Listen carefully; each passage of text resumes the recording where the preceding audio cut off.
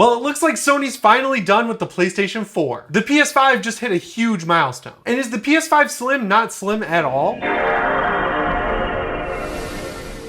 How's it going, everyone? Welcome to PSReady. If you're a longtime viewer of the channel, you will recognize this office. It's actually my best friend George's office, and the reason I have to film over here is because a tornado touched down in my hometown and sucked up a bunch of trees and knocked out the power. So there's still no power over at my house, so I said, hey, I'm gonna go back to George's house and film a new video. So the first thing I wanted to talk about today is that we have even more evidence about the end of the PS4's life cycle. We've heard rumors for a long time now that Sony basically stopped producing PS4 Pros, they're winding down production on the PS4 Slim, and they're just keeping it going as long as they possibly can, but not really throwing any official support at it now that games like God of War Ragnarok and I guess Resident Evil 4, even though that's third party, are out into the wild. And as we're seeing with games like Dead Space, Ratchet & Clank Rift Apart, and plenty more, like the one I'm about to talk about, Quantum Error, so many more games are requiring an SSD that they literally can't run on the PlayStation 4 anymore. And there was a really cool thing that came out with this Digital Foundry video where they showed Ratchet & Clank Rift Apart running off of a PS4's HDD and it literally couldn't do that. Well, they also basically built one of the best PCs you can buy. I think it was like an i9 12900K. They also had a 4090 in there. They had a ton of RAM.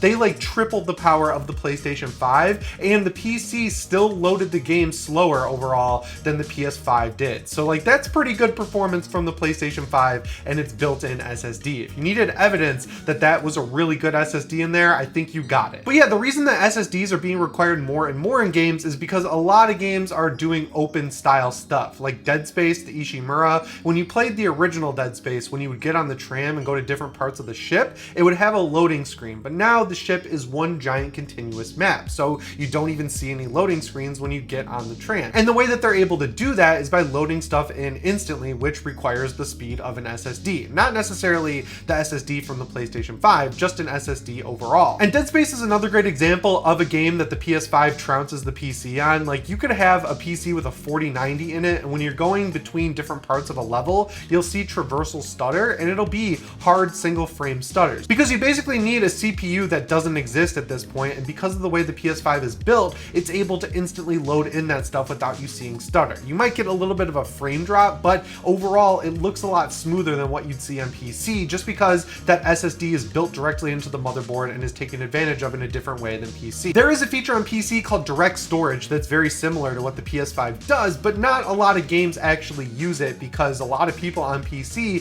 still haven't upgraded to an SSD, which is kind of crazy, right? Like, you have a PS5. I've told you 1,000 times how cheap 2 terabyte drives are getting. Like, 1 terabyte drives you can get for 60 or 70 bucks at this point, and they'll still be fast enough for a PlayStation 5, but you can get 2 terabyte drives for around $120 that run super fast and will be future-proof for a long time. So to know that a lot of people still use HDDs on PCs is kind of crazy. But yeah, the latest game that's signaling the end of the PS4 is this new game called Quantum Error, which I honestly haven't heard about, but now, thanks to this controversy, it actually looks pretty cool. I went and watched a trailer. I'm using it as B-roll right now, so you can check it out as well. Now, I remember seeing this game come up earlier this week, or maybe a couple weeks ago, because they said they were having trouble with the Xbox Series X version of the game because the SSD in the Xbox Series X wasn't fast enough to do the loading stuff they're trying to do in their Cosmic Horror game. Now, I disagree with that. I think that the Xbox Series X drive is definitely fast enough. They just might not know how to work with it or something like that, or they don't have enough help on the Xbox side of the fence, but regardless, they're not having any trouble with the PlayStation 5. And interestingly enough, this game was rated to come out on the PlayStation 4, but it was just announced that they're canceling the PS4 version, and it all comes down to the SSD. We had hopes we could make a PS4 version happen, but with the level of quality we have achieved,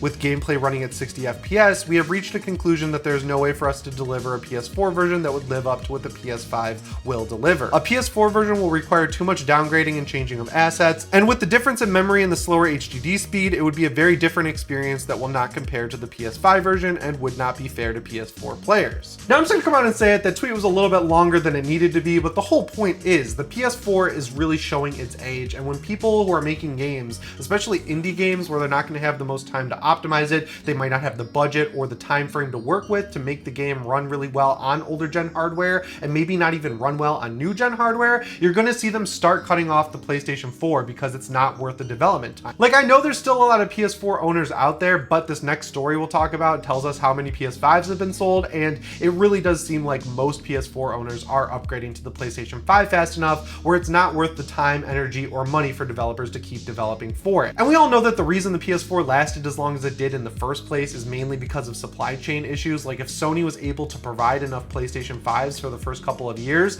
it would have gone away, the PS4 I mean, would have gone away a lot faster than it did. People would have upgraded to a point where developers like EA, Ubisoft, and Capcom would say, hey, it's gonna cause a little bit of a loss to cut off the PS4 version of this game, but we have enough players out there to focus on the PlayStation 5, and maybe down the line we can add it on PS Plus Extra or Xbox Game Pass and get a huge chunk of change from Xbox and Sony that way. But that's not really how it worked out, because no one was actually able to get a PlayStation 5 for the first 2.5 years of its life cycle. I gotta be honest with you, I care a lot less about losing the PS4 than I did the PS3. This same thing kind of happened in just a much smaller time span, where the PS3 was still relevant for like the first year of the PlayStation 4 being out. Like, when that thing came out, there were a few games you could get, like Killzone Shadowfall. You could also get a Need for Speed game, I think it was called Need for Speed Rivals. There were a few indie games like Basement Crawl, which had to be taken off the PlayStation Store, and then there was like Strider, and they remade Thief, but there was very few games on the PlayStation 4 for at least the first year, and a lot of games were still coming out on the PlayStation 3. I just kept mine plugged in my whole junior year of college, and I played stuff like Metal Gear Solid Peace Walker, the HD version of that. I played Metal Gear Solid 4. I played Dark Souls 2 because that didn't come out on PS4 when it launched. It only came out on PS3 and 360, and then later on it came out on PS4, and I bought that version as well. So yeah, that was a whole situation where I had my PS3 plugged in, and I really enjoyed using that console because everything down to the controller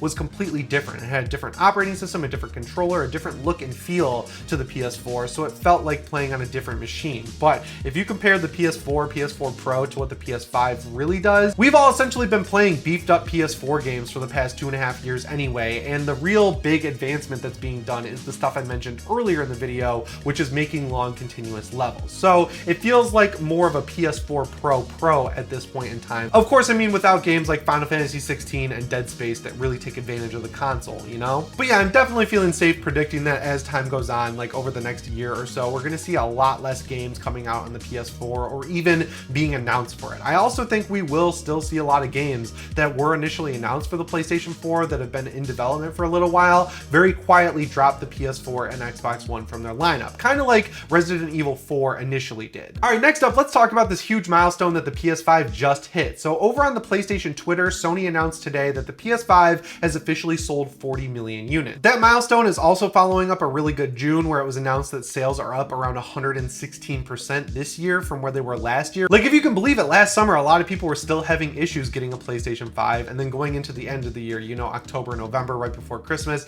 that's when the floodgates really opened and people really started to get some PlayStation 5s. And just for some more context, the PS5 hit 30 million sold back in January, so it only took a few months for them to get another 10 million units sold, and I don't expect this thing to slow down anytime soon, especially if when the PS5 Slim comes out later this year and they have more special editions, more PS5 games like Spider-Man 2 out. I definitely think there's going to be a huge bump in sales, and we might even see it get to 50 or 60 million by the end of the year without breaking a sweat. I mean, if it got to 70 or 80, that would be kind of nuts, since it took around half a year for it to go from 30 to 40 million. But I'd expect that with more hardware being made available by Sony and more accessories, like this new pair of gaming earbuds, new controllers like the DualSense Edge and the Spider-Man 2 controller, and all of these different accessories and games coming out, I could see the sales actually ramp up and not slow down like a lot of people might be predicting. Jim Ryan put out a statement where he said, despite the unprecedented challenges of COVID, our teams and partners worked diligently to deliver the PS5 on time. We continued to face headwinds with the pandemic, and it took months for supply chains to normalize so we could have the inventory to keep up with demand. For more months than I care to remember, we kept thanking our community for their patience while working through those issues, but now PS5 supply is well stocked, and we are seeing that pent-up demand finally being met. So yeah, overall, this is obviously a good thing. I think the PS5 will be affected by that early sales slump just from not having enough available, so I don't think it's going to reach the numbers of being the best-selling console ever. But overall, this is really good, right? Like, having 40 million PS5s out in the wild is only good for us. It's gonna get a lot more developers making games for PlayStation 5. It looks like I just said earlier, development is shifting over from the PlayStation 4 finally, and then going into next year, we're going to have the PlayStation 5 Pro, which I know people are kind of like iffy on, or 50-50, because it's like, yeah, it is exciting to get new hardware, but it really does start to feel like every game will be developed with that as the standard, and then the PS5 will sort of become the Xbox Series X of the equation. I totally get that fear because it's happened countless times, but this time around the PS5 is so powerful compared to the original PS4 that I don't think it's going to cause the same issues that having the PS4 Pro did. It got really crazy with the PS4 Pro and Xbox One X. By the end of that life cycle, those consoles could barely run games at 1080p 30, and now we're getting games all the time that run at 1440p 60. So I'd say things are looking really good for the PlayStation 5. And I also think this is a big reason why we're going to continue to see Call of Duty for a very long time on PlayStation. Just having that many out there with Sony's sales increasing month to month while Xbox's fall, it really makes it so that Microsoft straight up can't ignore PlayStation, because they need that support of gamers buying Call of Duty, while there are other people over on the Xbox side of the fence are getting it for free with Game Pass. And that kind of brings me to the next news story here. There have been tons of leaks and rumors lately about the PS5 Slim and Pro. I know people don't want to think about the PS5 Pro, but the PS5 Slim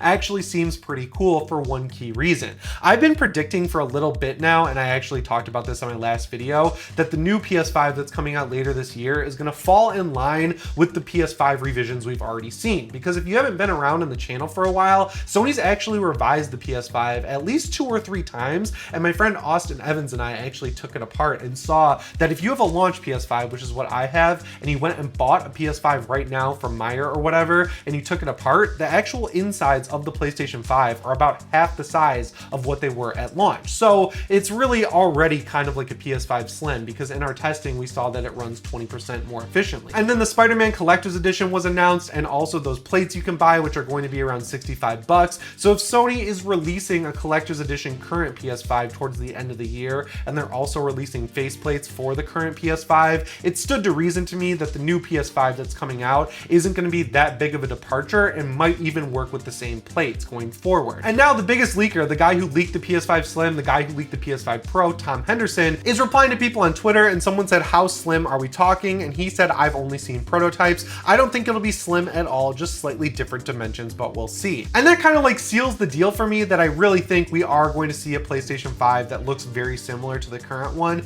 The only tweaks that I think they're going to make are maybe making it thinner in the middle and still use the same actual plates, right? Like they'll pop on the same way, but the internals could be reorganized to be flatter, and therefore the middle of the console, that centerpiece, could be a little bit thinner. I don't think it's going to be shorter, because Sony will definitely want to keep that huge fan in there and the big heat sink that they've been using since the very beginning of the console's life. But also you got to consider that the biggest change is going to be that disk drive, which will add to the sides of the console. So if they shrink in the middle and leave that space for the external disk drive, you could see how the PS5 could look pretty much exactly the same, with of course one caveat being that they'll need some way for that USB-C cord to come out the back and be able to plug into the console. I talked about this in my last video, but I'm actually really happy about it. I would think it's really cool if you're able to just keep using the same plates throughout the entire PS5 generation, and then when the PS6 comes out, that's when they do the radical redesign, because that would be totally different than what we had last generation, which was a PS4 and then a PS4 Slim and Pro that looked alike, but they looked totally different from the PS4 that we launched with. Like if you compare the PS4 launch model to the Slim and then compare it to the original PS3, it almost looks more like the original PS3 than it did the PS4 Slim and PS4 Pro with that stacked look. And that's a huge reason why I'm seeing this as more of a red box Switch situation, where they changed the internals of the Nintendo Switch, which made it run more efficiently and run a little cooler, and also resulted in it having better battery life. But the only reason they ended up doing that was because that console was getting hacked so much, and it was a hardware level hack, so they couldn't figure out how to stop it. The only way to stop it was to rebuild kind of the interior of the console, and by re-releasing it in a new box, we ultimately benefited with stuff like better battery life. And that's kind of what it seems like is happening exactly here, right? Like we're getting this new PS5 with the only key difference being that it's going to have a detachable disk drive, and we benefit from that because if you buy the digital model of the future one, you'll be able to upgrade later on, which is cool, but it's not really a necessary upgrade. It's just necessary for Sony because they want to make more money on the console, and it immediately becomes cheaper if they only have one assembly line. But yeah, August is right around the corner, so September is also right around the corner, which is crazy. I'm really curious to see how different this thing would be, because when you're watching this video, yesterday on Friday, they opened up pre-orders for the special edition Spider-Man 2 PS5, and I feel like those people specifically would have a good reason to be kind of upset if they announced a better looking console just a month later, you know? Anyway guys, that's that's all I've got for you today. Make sure you let me know what you think down in the comments below. Remember to subscribe and set your notifications to all if you haven't already. As always, my name is Jimmy Champagne. I'll see you in the next one. Thanks for watching and shape on.